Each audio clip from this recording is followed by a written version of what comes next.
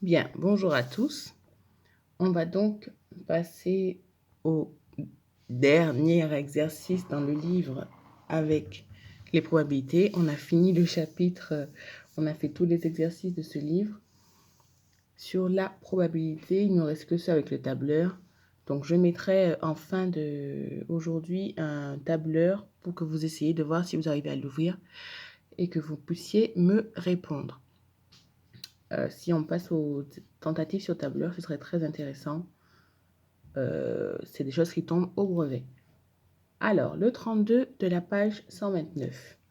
Ce qui va se passer, on a la probabilité qu'elle pense que la proposition 1 et 2 ont la même probabilité et de même que 3 et 4. Donc, on vous demande de trouver une probabilité pour 1, une probabilité pour 2, une probabilité pour 3 et pour 4, sachant que celle-là et celle-là seront égales. Donc ici, on a des nombres qui sont assez proches.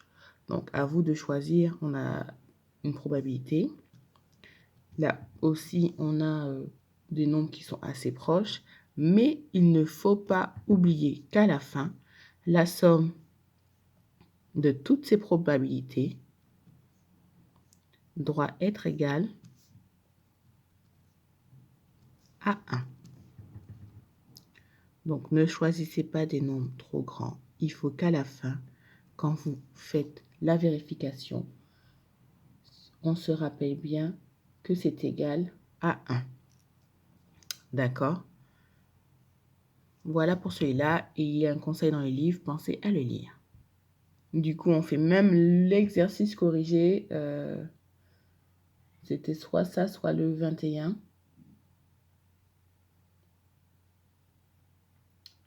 Voilà. Le 23 est pas mal aussi, mais on va rester sur le 14. Alors, quelle est la probabilité qu'Étienne ait pris une bande dessinée ou un album? Donc, la probabilité pour la BD, on va compter le nombre de BD sur le nombre total de livres du colis. D'accord? Ça, j'ai vu, vous le faites très bien. Je suis bien contente de vous voir évoluer sur ça.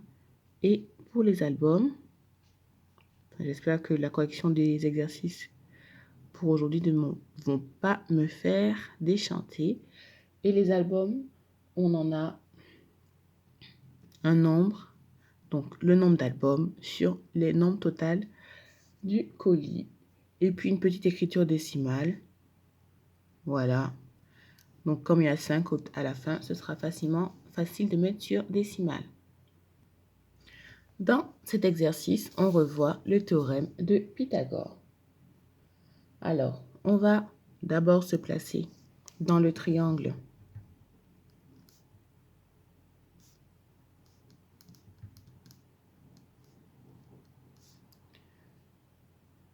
BCD, rectangle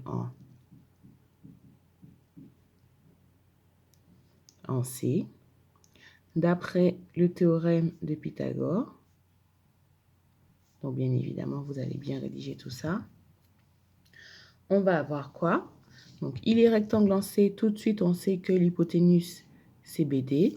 Donc, on va avoir que BC au carré plus CD au carré est égal à BD au carré. Ensuite, on va remplacer par les valeurs. Donc, 3 au carré plus 6 au carré est égal à BD au carré. Ensuite, 3, ça fait 9. 3 au carré, ça fait 9. Plus 36, ça nous fait du 45. Donc, il faudra faire... Donc là, c'est les lettres, les valeurs, le total, puis la racine carrée de 45 qui nous donne la valeur de notre petit BD. On ne va pas plus loin, on ne veut pas d'arrondi parce que ça ne va pas vraiment nous intéresser ici. Donc, ne perdez pas le temps de faire un arrondi, c'est jamais très précis. On va maintenant passer, maintenant qu'on a BD, on va calculer dans le triangle, donc dans l'autre triangle, qui est BDA, rectangle en A.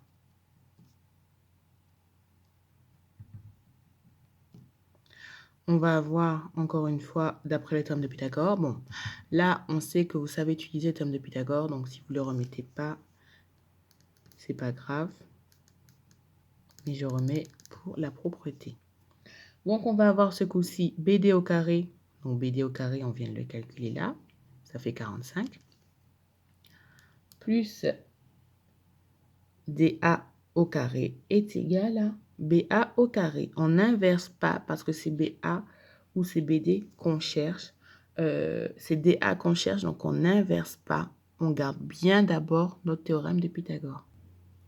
Donc, une fois qu'on a écrit notre petit BD au carré plus DA au carré est égal à BA au carré, on va remplacer. Donc, BD au carré, c'est 45. On l'avait tout à l'heure. Donc, 45 plus DA au carré qu'on ne connaît pas. Donc, on va garder notre petit DA est égal à 9 au carré, donc 81. On obtient donc ici que pour calculer DA au carré, ça va être égal à 81 moins le 45. Voilà. Donc, DA au carré est égal à 36.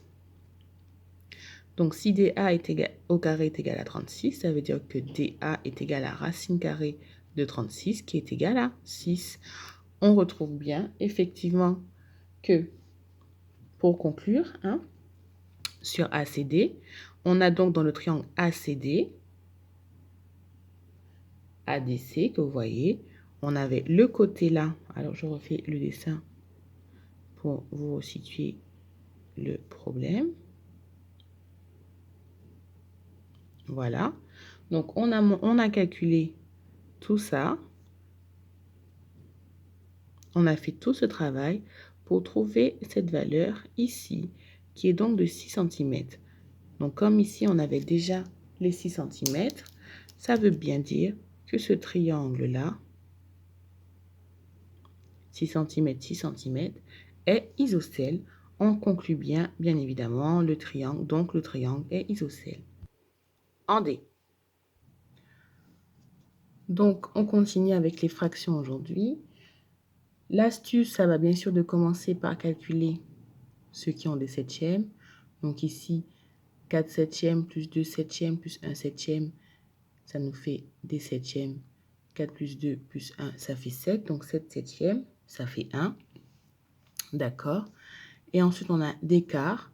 Donc on va avoir 1 qu'on a calculé tout à l'heure, plus 3 quarts, plus 5 quarts.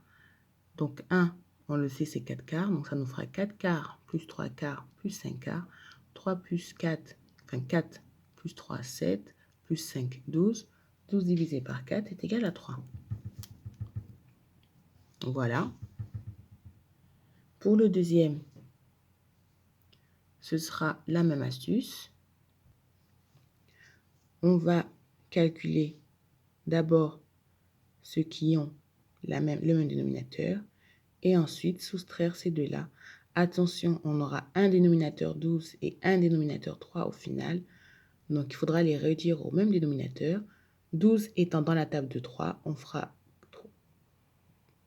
3 fois 4 et on multipliera aussi. On fait bien attention à multiplier aussi le dénominateur et numérateur. Je crois que je me suis trompée dans mes termes pour avoir ici le même dénominateur. Je reprends donc. On va donc avoir comme dénominateur commun 12. On va multiplier 3 par 4 pour avoir 12. Donc, il faudra bien multiplier le résultat que vous aurez obtenu en additionnant ces deux fractions-là par 4 pour pouvoir finir le calcul. Bonne fin de journée à tous.